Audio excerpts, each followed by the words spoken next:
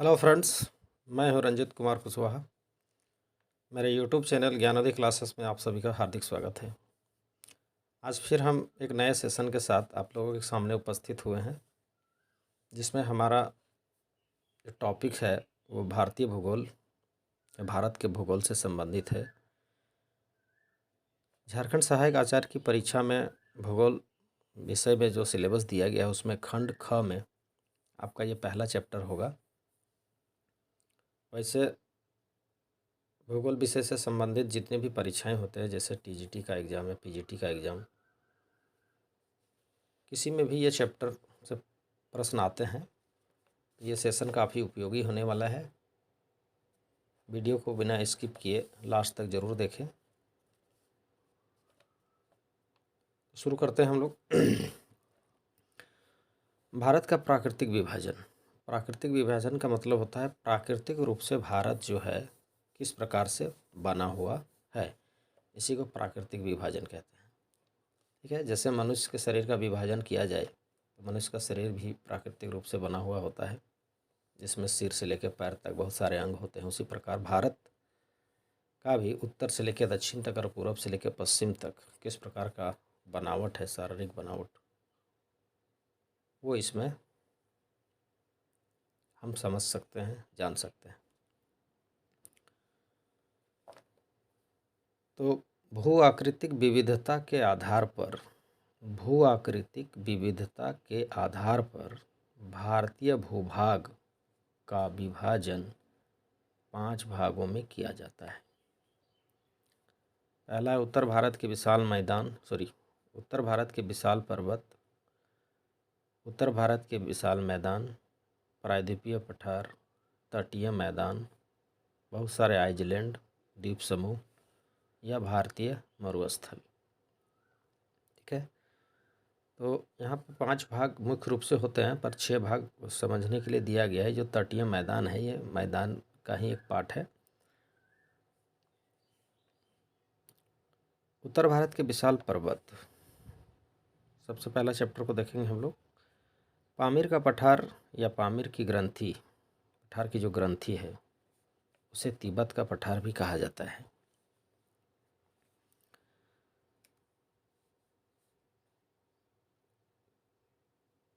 भारत का जो विशाल पर्वत है वो पामीर के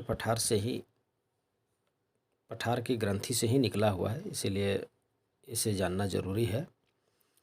तो पामीर का जो पठार है इसको विश्व या संसार का छत भी कहा जाता है। ठीक है, क्योंकि ये पठारों में सबसे ऊंचा है। यह विश्व का सर्वाधिक ऊंचा पठार है।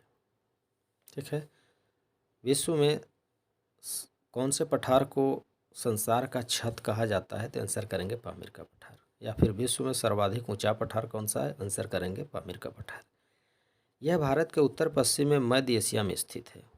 ठीक है, मध्य एशिया, एशिया महादेश का बीच में के पार्ट को मध्य एशिया कहते हैं।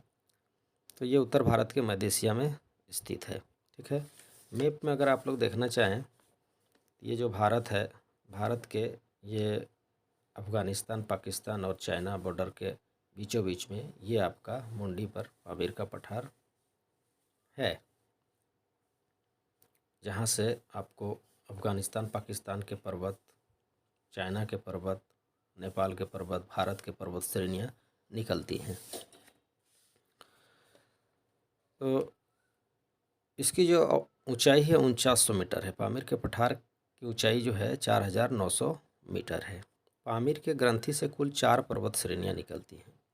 ये जो पामीर की ग्रंथि है उससे 4 पर्वत श्रेणियाँ निकलती हैं। ये 4 पर्वत श्रेणियाँ क्या क्या हैं?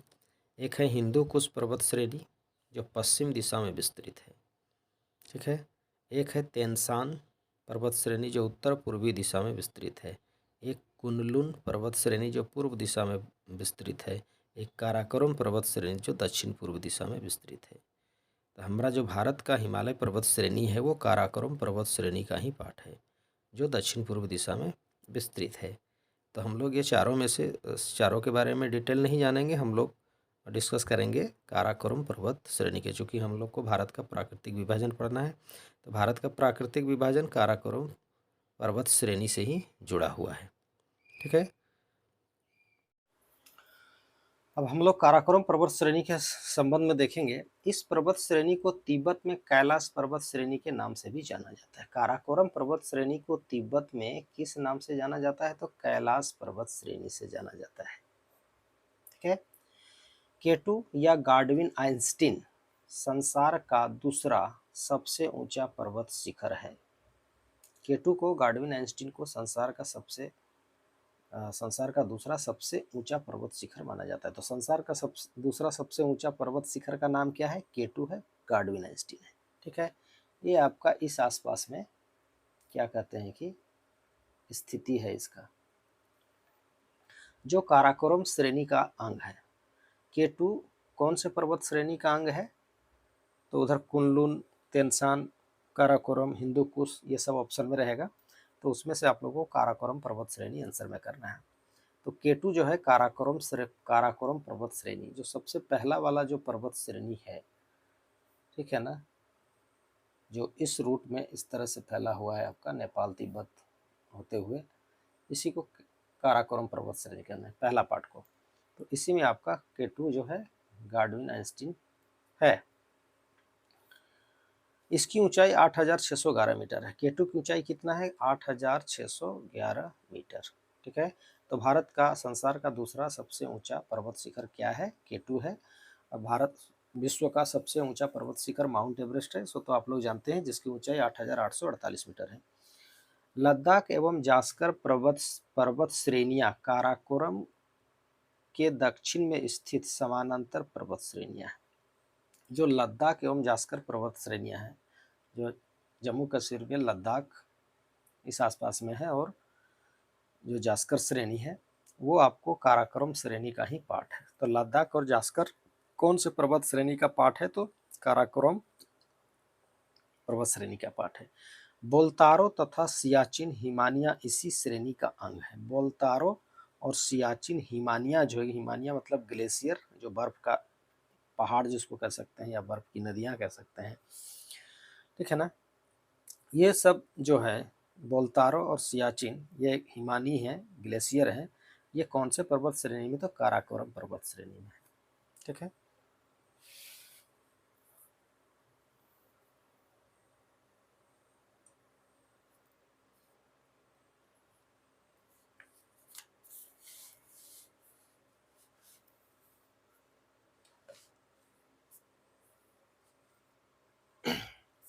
अब हम लोग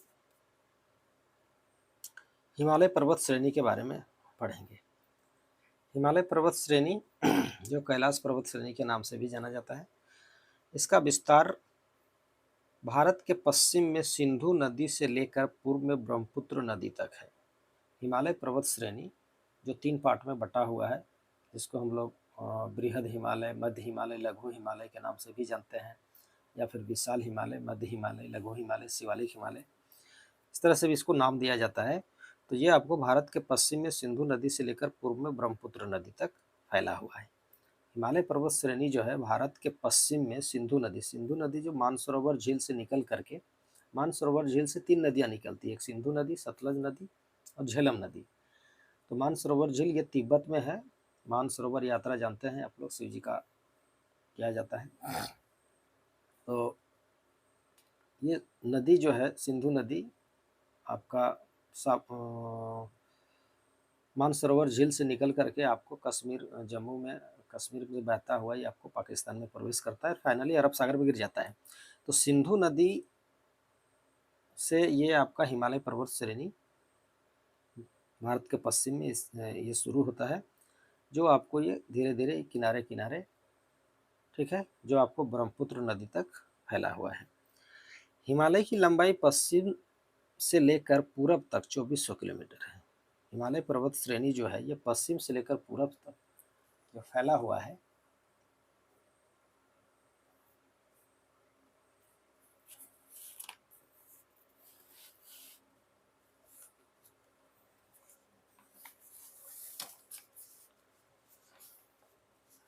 हिमालय पर्वत श्रेणी जो पश्चिम से लेकर पूरब तक ब्रह्मपुत्र नदी के किनारे तक फैला हुआ है, ठीक है ना। इसकी टोटल लंबाई आपको 2400 किलोमीटर है। हिमालय पर्वत श्रेणी की लंबाई टोटल कितनी है? 2400 किलोमीटर है। ठीक है।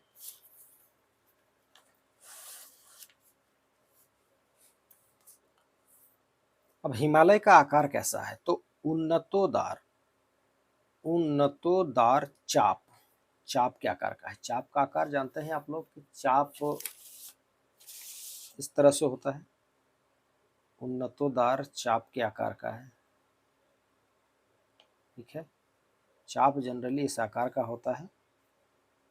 तो आप लोग देख सकते हैं कि यहाँ जो आकार बन रहा है ये उन्नतोदार चाप के आकार का बना हुआ है। ठीक है, तो हिमालय का आकार कैसा है? उन्नतोदार चाप के आकार का है। हिमालय पर्वत श्रृंखला की चौड़ाई, हिमालय पर्वत श्रृंखला की चौड़ाई 400 किलोमीटर, पश्चिम में 400 किलोमीटर और पूरब में 150 किलोमीटर है। हिमालय पर्वत श्रृंखला की चौड़ाई पश्चिम में 400 किलोमीटर और पूरब में 150 किलोमीटर है। तो ये हिमालय पर्वत श्रृंखला है, इसकी जो चौड़ाई है इस तरह से, ये इधर 400 किलोमीटर पड़ता है और इधर 150 किलोमीटर पड़ता है। ठीक है, हिमालय पर्वत श्रृंखला बनावट के दृष्टिकोण से हिमालय एक वलित पर्वत का श्रृंखला है। पर्वत के जितने प्रकार होते हैं, वलित पर्वत, मुर्दार पर्वत और भ्रंशोत्थ पर्वत, इसमें से वलित पर्वत का एक पार्ट है। ठीक है, तो हिमालय कैसा पर्वत है? वलित पर्वत है, मुर्दार पर्वत है जिसको हम लोग कहते हैं। वलित पर्वत को मुर्दार पर्वत भी कहते हैं। इसे 3 समानांतर पर्वत श्रेणियों में विभाजित किया गया है। हिमालय पर्वत श्रेणी को 3 समानांतर, जैसा कि हम लोग अभी बताएं, ये 3 समानांतर पर्वत श्रेणियों में आपका विभाजित किया गया है। इस प्रकार से, यहाँ से ऐसे ऐसे ऐसे। ठीक है, इसी को विशाल हिमालय, मध्य हिमालय, लघु हिमालय तरह से कहा जाता है।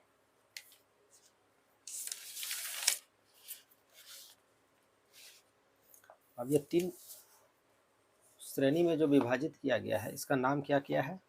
विशाल, महान हिमालय, विशाल हिमालय, बृहद हिमालय, हिमाद्री हिमालय या फिर आंतरिक हिमालय। सबसे ऊपर वाले पार्ट को, ये जो काराकोरम श्रेणी में जो है, सबसे ऊपर वाले पार्ट को कहा जाता है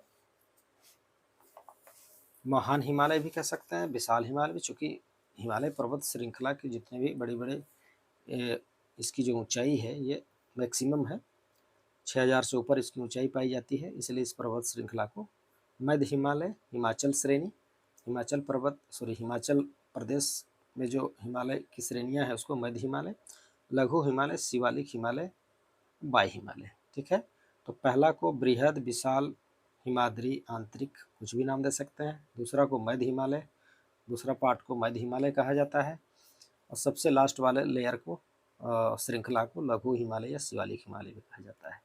तो हिमालय की 3 श्रेणियां हैं, विशाल हिमालय, मध्य हिमालय और लघु या शिवालिक हिमालय।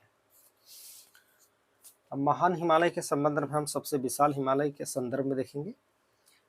हिमालय की सर्वाधिक ऊंची पर्वत श्रेणियां किस पार्ट में आते हैं, या फिर कौन सी पर्वत श्रेणी का भाग है? तो आंसर में करेंगे महान हिमालय। हिमालय की सर्वाधिक ऊंची पर्वत श्रेणियां महान हिमालय के अंतर्गत आती है, महान हिमालय का अंग है। इसकी औसत ऊंचाई 6000 मीटर होती है।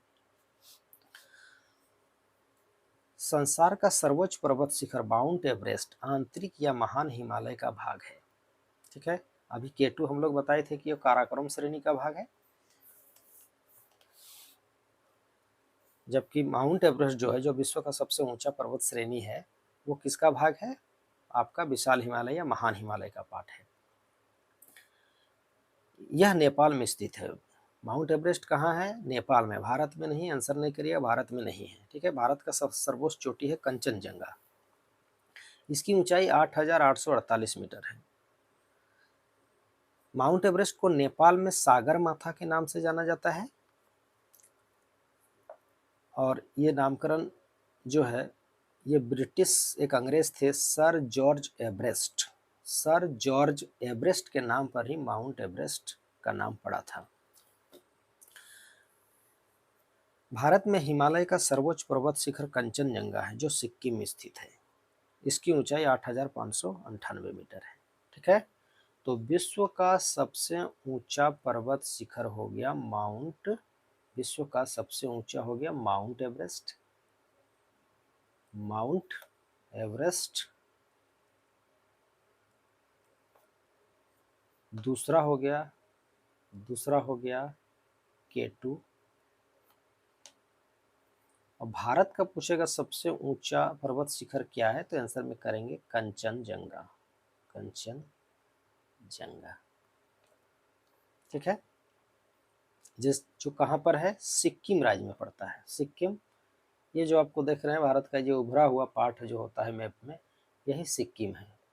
ठीक है, इसकी ऊंचाई है 8,598 मीटर। कंचनजंगा की ऊंचाई 8,598 मीटर और माउंट एवरेस्ट की ऊंचाई 8,848 मीटर और K2 की ऊंचाई 8,611 मीटर। ठीक है, अब महान हिमालय के दो अन्य प्रमुख शिखर भारत में ही हैं। महान हिमालय का जो प्रमुख शिखर माउंट एवरेस्ट है, ये तो नेपाल में है, पर महान हिमालय के ही दो अन्य पर्वत शिखर भी हैं जो भारत में पड़ता है। एक का नाम है नंगा पर्वत, एक का नाम है नंदा देवी। तो न से दोनों शुरू होता है, नंगा पर्वत, नंदा देवी। नंगा पर्वत की ऊंचाई 8,126 मीटर जो कश्मीर में है, और नंदा देवी 7,818 मीटर। ठीक है, याद रखेंगे इसको।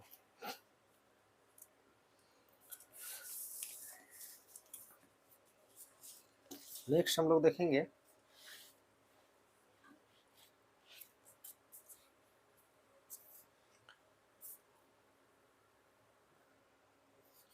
अब हम लोग थोड़ा सा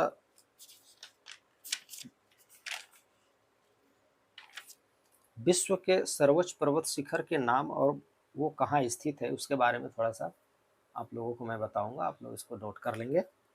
ठीक है, तो एक तरफ पर्वत शिखर का नाम है, एक तरफ उसकी ऊंचाई दी गई है, एक तरफ स्थिति दी गई है, किस देश में किस एरिया में पड़ता है। ठीक है, तो माउंट एवरेस्ट विश्व का सबसे ऊंचा पर्वत, इसकी ऊंचाई 8,848 मीटर। ये कहाँ है, नेपाल में है। उसके बाद K2 गार्डविन आइंस्टीन, ये इसकी ऊंचाई 8,611 मीटर, ये गिलगित पाकिस्तान में है। उसके बाद कंचनजंगा जो भारत का सर्वोच्च पर्वत शिखर है, इसकी ऊंचाई 8,598 मीटर जो भारत में है। इसे तो जरूर याद रखें, ये तीनों को जरूर याद रखें। उसके बाद लवोत्से जिसकी ऊंचाई 8,516 मीटर, ये नेपाल और चीन के बॉर्डर में पड़ता है। नेक्स्ट है मकालू, ये 8,481 या 85 मीटर, कहीं 81 कहीं 85 मिलता है, ये नेपाल चीन में है। उसके बाद चो ओयू, ये 8,188 मीटर, ये भी नेपाल चीन में पड़ता है। उसके बाद है धौलागिरी, ये 8,167 या 72 मीटर, ये नेपाल में पड़ता है। उसके बाद मानसलू, ये 8,163 मीटर, नेपाल में पड़ता है। उसके बाद नंगा पर्वत 8,126 मीटर, पाकिस्तान में पड़ता है।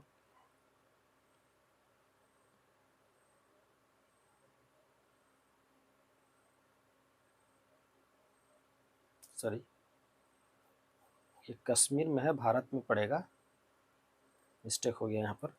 उसके बाद अन्नपूर्णा, ये 8,078 मीटर या 91 मीटर जो नेपाल में पड़ता है। ये डाटा है, आप लोग इसको रखना पड़ेगा। अब नोट करना है, माउंट एवरेस्ट की ऊंचाई 8,848.86 मीटर। मीटर में अगर पूछेगा तो 8,848, अगर डाटा इस तरह से रहे और एग्जैक्ट रहे तो 8,848.86 मीटर है। और इसको फुट में अगर पूछेगा तो 29,031.7 फुट है। ठीक है, 29,031.7 फुट, 29,031 फुट .7 इंच होगा। Sorry, 29,031 foot .7 inch.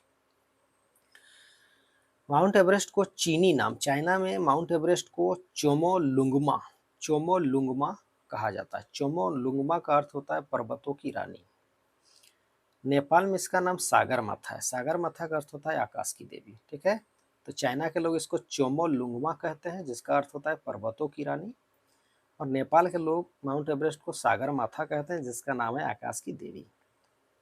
एवरेस्ट पर प्रथम चढ़ाई, एवरेस्ट पर प्रथम चढ़ाई करने वाले व्यक्ति थे तेंजिंग नोर्गे, जो 1953 ईस्वी में चढ़ाई किए थे। ये नेपाली मूल के भारतीय नागरिक थे, भारत की नागरिकता इन्होंने प्राप्त की थी, पर इनका जन्म नेपाल में हुआ था। ठीक है, तो तेंजिंग नोर्गे जो एवरेस्ट पर चढ़ाई करने वाले पहले व्यक्ति थे।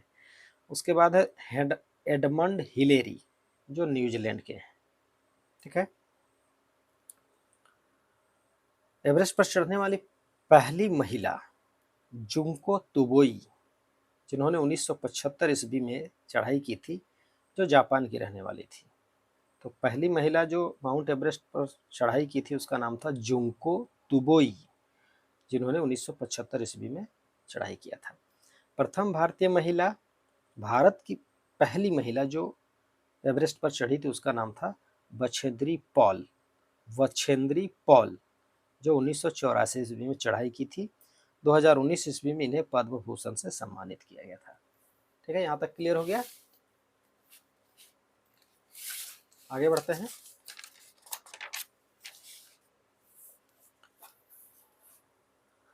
उसके बाद है 2 बार चढ़ने वाली विश्व की पहली महिला। माउंट एवरेस्ट पर 2 बार चढ़ने वाली विश्व की पहली महिला कौन थी? संतोष यादव। संतोष यादव जो भारत की है, 1992 में और 1993 ईस्वी में, 1992 में, 1993 में ये चढ़ाई की थी। प्रथम भारतीय पुरुष अवतार सिंह चीमा, 1965 ईस्वी में इन्होंने माउंट एवरेस्ट की चढ़ाई किया था। प्रथम भारतीय पुरुष, प्रथम भारतीय महिला बछेंद्री पाल। ठीक है, और प्रथम भारतीय पुरुष अवतार सिंह चीमा जो 1965 ईस्वी में माउंट एवरेस्ट की चढ़ाई की थी। प्रथम विकलांग महिला अरुणिमा सिन्हा। ठीक है, सबसे कम उम्र की महिला मलवाथा पूर्णा।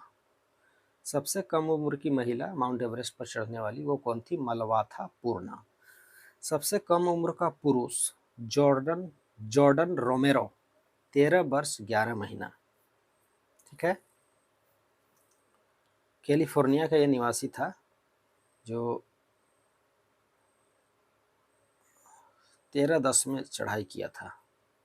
ठीक है ना, 2010 में 13 तारीख। सर्वाधिक बार माउंट एवरेस्ट में सर्वाधिक बार चढ़ने वाला व्यक्ति कौन था? कामी रीता शेरपा नेपाल के रहने वाले, 24 बार इन्होंने चढ़ा है। क्या बात है। नेक्स्ट आगे बढ़ते हैं हम लोग। अब वो विशाल हिमालय, मध्य हिमालय से संबंधित जो बातें थी उसको आप लोगों ने देखा। अब नेक्स्ट हम लोग देखेंगे मध्य हिमालय के बारे में। मध्य हिमालय या हिमाचल श्रेणी, इसकी उपस्थिति जो है आंतरिक हिमालय अथवा महान हिमालय के दक्षिण में है। ठीक है, मैप में आप लोग देखेंगे ये जो आपका विशाल हिमालय है या बृहद हिमालय, उसके जस्ट नीचे दक्षिण तरफ में, चूंकि साउथ तो इधर है, उसके जस्ट नीचे वाले श्रेणी को, पर्वत श्रेणियों को मध्य हिमालय या हिमाचल श्रेणी के नाम से जाना जाता है। ठीक है, औसत ऊंचाई इनका 3700 मीटर से 4500 मीटर है और चौड़ाई 50 किलोमीटर है। ये जो पर्वत श्रेणियाँ हैं, जो शिवालिक हिमालय, सबसे लास्ट वाला लघु हिमालय और मध्य हिमालय के बीच का ये जो है आपका चौड़ाई है 50 किलोमीटर। और यहाँ जो इस श्रेणी में जो पर्वत श्रेणियाँ पाई जाती हैं उनकी औसत ऊंचाई 3700 मीटर से लेकर 4500 मीटर तक है। मध्य हिमालय में पीर पंजाल श्रेणी, धौलाधर, महाभारत पर्वत श्रेणियाँ मध्य हिमालय के अंग हैं। ठीक है, इनमें से कौन सा पर्वत श्रेणियाँ मध्य हिमालय के अंतर्गत आती हैं उसका पाठ है। तो पीर पंजाल श्रेणी, धौलाधर श्रेणी और महाभारत पर्वत श्रेणियाँ ये जो है मध्य हिमालय के अंग हैं। इसी में हिमाचल के कांगड़ा एवं कुल्लू की घाटियां भी हैं। मध्य हिमालय में ही हिमाचल प्रदेश की कांगड़ा और कुल्लू की घाटियां हैं। इन्हें पहाड़ी नगर भी कहा जाता है।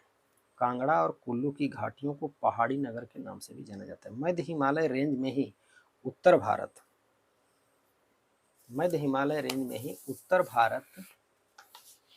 के प्रमुख पर्वतीय नगर स्थित हैं, जैसे धर्मशाला, डलहौजी, शिमला, मसूरी, दार्जिलिंग इत्यादि। ये जो है मध्य हिमालय के हैं पाठ हैं। तो ये पर्वतीय नगर है। मध्य हिमालय में बसे हुए जो पर्वतीय नगर हैं वो धर्मशाला है, डलहौजी है, शिमला है, मसूरी है, दार्जिलिंग है। ठीक है, दार्जिलिंग आप लोग जानते हैं कि बंगाल में पड़ता है। नेक्स्ट है बाह्य हिमालय, सबसे नीचे वाला पार्ट, मतलब हिमालय पर्वत श्रेणी का जो तीन लेयर है उसमें से सबसे लास्ट वाले लेयर को बाह्य हिमालय या शिवालिक हिमालय कहते हैं। मध्य हिमालय के दक्षिण में यह विस्तृत है। इसकी ऊंचाई जो है 900 मीटर से 1100 मीटर है। सबसे लास्ट वाले में जो पर्वत श्रेणियाँ पाई जाती हैं उसकी औसत ऊंचाई कोई 900 मीटर का है, कोई 1100 मीटर का है। चौड़ाई जो है 10 से 50 किलोमीटर के बीच, 10 किलोमीटर से 50 किलोमीटर के बीच में ये पर्वत श्रेणियों की जो क्षेत्र है ये चौड़ा है। ठीक है, इनका निर्माण महान अथवा मध्य हिमालय की श्रृंखलाओं से नदियों द्वारा बहा कर लाई गई अवसादों से हुई है। ये जो लास्ट वाला पार्ट जो बना हुआ है पर्वत हिमालय पर्वत श्रेणी का जो लास्ट पार्ट बना हुआ है, ये जो विशाल हिमालय और मध्य हिमालय है उस एरिया में जो नदियां हैं वहाँ से नदियां जो ऊपर से बह कर नीचे उतरती हैं तो पर्वतों को, पठारों को, मिट्टियों को काटते हुए नीचे उतरती हैं। तो अपने साथ ये जो जितने अवसाद हैं वो सब बहा के लेते आती हैं, तो वो जमा होकर के ये जो पर्वत जो हैं बने हुए हैं। तो ये पर्वत बहुत ज़्यादा ऊंचे नहीं हैं। ठीक है, तो इनका निर्माण कैसे हुआ? मध्य हिमालय, महान हिमालय और मध्य हिमालय की श्रृंखलाओं में स्थित जो नदियां हैं उनके द्वारा बहा कर लाई गई अवसादों से हुआ। इसमें बजरी अथवा जलोढ़ की मोटी परत पाई जाती है। बजरी अथवा जलोढ़ मिट्टी, इसको काफ़ी उपजाऊ मिट्टी माना जाता है। बजरी जो होते हैं जो पत्थरों के छोटे छोटे टुकड़े होते हैं। तो ये नदियाँ जो ऊपर से नीचे उतरती हैं तो अपने साथ बजरी और जलोढ़ मिट्टी को बहा कर लाती हैं, जो नीचे उतरकर जमा होकर एक मोटी परत बनाती है। शिवालिक हिमालय क्षेत्र में भूस्खलन की घटनाएं प्राय होती रहती हैं। ठीक है, तो विशाल हिमालय, मध्य हिमालय या शिवालिक हिमालय, इन तीनों में से सबसे ज़्यादा भूस्खलन, लैंडस्लाइड जिसको कहते हैं, भूस्खलन की घटनाएं कौन से पर्वत श्रेणी में होते हैं हिमालय की? तो शिवालिक हिमालय श्रेणी में आंसर करेंगे। नेक्स्ट है मध्य हिमालय तथा शिवालिक हिमालय के बीच स्थित लंबवत घाटियों को दून घाटियां कहा जाता है। ठीक है, मध्य हिमालय और शिवालिक हिमालय, मतलब मध्य हिमालय और शिवालिक हिमालय के बीच में स्थित जो घाटियां हैं, ठीक है ना, जो लंबा लंबा आपको इस तरह से फैली हुई हैं, उनको कहा जाता है दून घाटी। और इन्हीं घाटियों में आपको बहुत शहर बसे हुए हैं, बढ़िया बढ़िया शहर कह सकते हैं, या फिर चाय के बागान वगैरह जो हैं इन घाटियों में, या फिर कह सकते हैं कि झूम खेती वगैरह इन्हीं घाटियों में होता है, जिसमें देहरादून, पाटली दून और कोटली दून। ठीक है, तो ये दून वाला जितने भी शहर हैं ये सब शिवालिक श्रेणी में आते हैं, मध्य हिमालय और शिवालिक श्रेणी के बीच में जो स्थित है। ठीक है, तो ध्यान रखना है। शिवालिक श्रेणी या बाह्य हिमालय में कुछ दर्रे हैं। ठीक है, इन दर्रों का नाम याद रखना है। ये दर्रे किस राज्य में पड़ते हैं वो आप लोग देखेंगे। तो दर्रा मतलब पहाड़ों को काट कर जो पगडंडी रास्ता बनाया जाता है उसी को दर्रा कहा जाता है। तो सिपकिल्ला दर्रा हिमाचल प्रदेश में पड़ता है। नाथुला दर्रा ये सिक्किम में पड़ता है। नामचा बर्मा बोमडीला ये अरुणाचल प्रदेश में पड़ता है। काराकोरम, जोजिला, बुर्जिला, पीर पंजाल, बनिहाल ये सभी जम्मू कश्मीर में पड़ते हैं। ठीक है, ये सब नोट कर लेंगे आप लोग। नोट्स में हो सके थोड़ा सा आप लोगों को साफ साफ दिखाई नहीं पड़ रहा हो, क्योंकि पहले का बना हुआ ये नोट्स है। तो सिपकिल्ला दर्रा हिमाचल प्रदेश, नाथुला दर्रा सिक्किम, नामचा बर्मा, बोमडीला दर्रा अरुणाचल प्रदेश, काराकोरम दर्रा, जोजिला दर्रा, बुर्जिला दर्रा, पीर पंजाल दर्रा, बनिहाल दर्रा ये सब जम्मू कश्मीर में। ठीक है,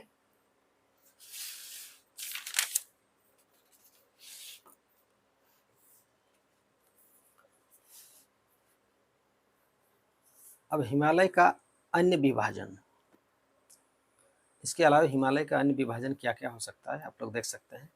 पश्चिम से पूरब तक स्थित क्षेत्रों के आधार पर नदियों को सीमा बनाकर हिमालय के 4 भाग किए गए हैं। ठीक है, पश्चिम से पूरब तक, इसको पश्चिम कहते हैं, पश्चिम से लेकर पूरब तक नदियों को सीमा बनाकर, जितनी नदियां निकलती उनको बॉर्डर बनाकर हिमालय को 4 भाग में बांटा गया है। सिंधु नदी एवं सतलज नदी के बीच वाले क्षेत्र को पंजाब हिमालय कहा जाता है। सिंधु नदी एवं सतलज नदी के बीच वाले क्षेत्र को पंजाब हिमालय, सिंधु नदी एवं सतलज नदी के बीच वाले क्षेत्र को किस हिमालय के नाम से जानते हैं? तो पंजाब हिमालय। सतलज नदी से काली नदी के बीच वाले क्षेत्र को किस हिमालय के नाम से जानते हैं? तो कुमायूं हिमालय। काली नदी से तीस्ता नदी के बीच वाले हिमालय को किस हिमालय के नाम से जानते हैं? नेपाल हिमालय। तीस्ता नदी से दिहांग नदी के बीच वाले भाग को किस हिमालय के नाम से जानते हैं? असम हिमालय। असम हिमालय जो इधर भारत के पूरब साइड में है, ये एरिया में, ठीक है, जो अरुणाचल प्रदेश में पड़ता है। असम हिमालय, असम हिमालय का क्षेत्र कहाँ है? अरुणाचल प्रदेश में, ठीक है। तो एक बार फिर हम लोग देखेंगे, सिंधु नदी एवं सतलज नदी के बीच वाले क्षेत्र को पंजाब हिमालय, सतलज नदी से काली नदी के बीच वाले क्षेत्र को कुमायूं हिमालय, काली नदी से तीस्ता नदी के बीच वाले क्षेत्र को नेपाल हिमालय, तीस्ता से दिहांग नदी के बीच वाले भाग को असम हिमालय कहा जाता है, जो अरुणाचल प्रदेश में पड़ता है। नेक्स्ट है ब्रह्मपुत्र नदी पूरब में अरुणाचल प्रदेश में नामचा बर्मा के पास दक्षिण की ओर तीखे मोड़ लेकर यू आकार में की भांति मुड़ती है, जहां पर इसे दिहांग नदी के नाम से पुकारा जाता है, ठीक है। अर्थात दिहांग ब्रह्मपुत्र नदी हिमालय की सबसे पूर्वी सीमा बनाती है, ठीक है। ब्रह्मपुत्र नदी जो है वो आपको ये भी क्या कहते हैं कि तिब्बत से निकलती है, मानसरोवर झील से, और वहाँ से बहती हुई नेपाली बॉर्डर में, ये देखिए, ये ब्रह्मपुत्र नदी जो है इस तरह से भारत के बॉर्डर लाइन में बहते हुए आपको नेपाल होते हुए ये अरुणाचल प्रदेश में यहाँ तीखे मोड़ लेते हुए ये आपको असम में प्रवेश करती है, और फिर धीरे धीरे ये आपको आके बंगाल की खाड़ी में गिर जाती है। इधर से गंगा नदी मिलती है, ठीक है ना। तो ब्रह्मपुत्र नदी अरुणाचल प्रदेश में कहाँ पर मुड़कर भारत में प्रवेश करती है? तो ब्रह्मपुत्र नदी देखिए भारत की सीमा से बाहर बहती है, भारत नेपाल के बॉर्डर में। तो ये नामचा बर्मा एक जगह है जहाँ पर ये इसी जगह पर नामचा बर्मा है, यहीं पर तीखे मोड़ लेकर ये इस तरह से नदी जो है बिल्कुल इसी मोड़ से, तीखे मोड़ से भारत में प्रवेश करती है। तो भारत में कहाँ प्रवेश करती है? अरुणाचल प्रदेश के नामचा बर्मा नामक जगह में दक्षिण की ओर, मतलब ये जो हो गया आपका ये दक्षिण, यहाँ जो अरुणाचल प्रदेश से दक्षिण की ओर मुड़ जाती है, और मुड़ जाने के बाद यू आकार की घाटी बनाती है। जो देखिए यहाँ पर ये मुड़ेगी इस तरह से मुड़ेगी, तो यहाँ पर यू आकार की घाटी बनेगी, ठीक है ना, जहाँ पर इसे दिहांग नदी के नाम से जाना जाता है। जहाँ पर ये मुड़ती है उसमें दिहांग नदी। तो ब्रह्मपुत्र नदी नामचा बर्मा में जब तीखे मोड़ लेकर दक्षिण की ओर यू आकार की घाटी बनाते हुए मुड़ती है, तो उसे क्या कहते हैं? उस जगह पर ब्रह्मपुत्र नदी का नाम बदल कर क्या हो जाता है? दिहांग नदी। दिहांग नदी ब्रह्मपुत्र नदी की पूर्वी सीमा का निर्माण करती है, ठीक है ना। दिहांग जो है ब्रह्मपुत्र नदी या हिमालय की सबसे पूर्वी सीमा का निर्माण ब्रह्मपुत्र नदी करता है। दिहांग नदी हिमालय पर्वत के पूर्व में, दिहांग नदी जो है हिमालय पर्वत के पूर्व में, दिहांग कहें या ब्रह्मपुत्र कहें बात एक ही है, हिमालय पर्वत के पूर्व में, मतलब हिमालय पर्वत का जो पूर्वी भाग है, ये किनारे किनारे भाग है, यहाँ पर गॉर्ज का निर्माण करती है। गॉर्ज जिसको महाखड कहा जाता है। महाखड का मतलब हो गया कि पर्वत को काट करके ये जो है ये दोनों तरफ ये पर्वत है, ठीक है ना, पर्वत श्रृंखला है, ये पर्वत के बीचों बीच काटेगा तो यहाँ पर आपको पर्वत का ये जो है दीवाल, नदी के दोनों तरफ पर्वत की दीवारें खड़ी हो जाती हैं, ठीक है ना। ये मान लीजिए नदी है, तो इधर पर्वत की दीवारें खड़ी होती है इधर भी, और नदी जो है महाखड बनाते हुए यहाँ पर प्रवेश करती है। तो भारत की कौन सी नदी महाखड का निर्माण करती है? तो आप लोग ब्रह्मपुत्र नदी आंसर में कर सकते हैं। हिमालय पर्वत श्रेणी अरुणाचल प्रदेश में दक्षिण की ओर मुड़कर हिमालय की पूर्वांचल श्रेणी का निर्माण करती है। हिमालय पर्वत श्रेणी जो है हिमालय पर्वत श्रेणी जो है, ये जो हिमालय पर्वत श्रेणी है, अरुणाचल प्रदेश में क्या होता है, ये दक्षिण की ओर मुड़ जाती है। दक्षिण की ओर देखिए, यहाँ मुड़ करके ये आपको असम, मेघालय में गारो खासी जयंती पहाड़ियाँ, ये सब जो हैं, ये सब इसी का पार्ट होती है। दक्षिण की ओर मुड़कर हिमालय की पूर्वांचल श्रेणी का निर्माण करती है। हिमालय की पूर्वांचल श्रेणी का निर्माण हिमालय पर्वत श्रेणी जो है वो कहाँ पर करती है, तो अरुणाचल प्रदेश में करती है। अरुणाचल प्रदेश में ये सबसे इसका पूर्वांचल श्रेणी इसको कहा जाता है। हिमालय पर्वत श्रेणी को अरुणाचल प्रदेश में किस नाम से जाना जाता है, तो आप लोग पूर्वांचल श्रेणी भी आंसर में कर सकते हैं, ठीक है ना। उसके बाद है पूर्वांचल श्रेणी के अंतर्गत पटकाई बुम, मिजो पहाड़ियाँ तथा नागा पहाड़ियाँ आती हैं। हिमालय की जो पूर्वांचल श्रेणी है, मतलब अरुणाचल प्रदेश में इसको पूर्वांचल श्रेणी कहते हैं। पूर्वांचल श्रेणी, हिमालय की पूर्वांचल श्रेणी के अंतर्गत कौन कौन सी पहाड़ियाँ आती हैं, तो पटकाई बुम, मिजो पहाड़ियाँ और नागा पहाड़ियाँ, ठीक है। पटकाई बुम, मिजो पहाड़ियाँ, नागा पहाड़ियाँ हिमालय की किस श्रेणी का पार्ट है, तो पूर्वांचल श्रेणी का पार्ट है। हिमालय की पूर्वांचल श्रेणी का पार्ट है, ठीक है ना। हिमालय की पूर्वांचल श्रेणी के अंतर्गत कौन कौन सी पहाड़ियाँ आती हैं, पटकाई बुम, मिजो पहाड़ियाँ, नागा पहाड़ियाँ, ठीक है। पुनः यह पूर्वांचल श्रेणी पश्चिम की ओर मुड़कर मेघालय में, मतलब भारत प्लस बांग्लादेश की सीमा पर गारो खासी जयंतियाँ पहाड़ी के नाम से जाना जाता है। गारो खासी जयंती पहाड़ी, गारो खासी जयंती पहाड़ियाँ जो हैं ये पूर्वांचल श्रेणी का ही, हिमालय की पूर्वांचल श्रेणी का ही पार्ट है, जो मेघालय में इनको गारो खासी जयंतियाँ पहाड़ियाँ के नाम से जाना जाता है। तो अगले सेशन में हम लोग भारत के प्राकृतिक विभाजन का अगला पार्ट देखेंगे। फिलहाल इस सेशन में यहीं तक एंड करते हैं। धैर्यपूर्वक इस सेशन को देखने के लिए आप सभी का बहुत बहुत धन्यवाद। Thank you so much.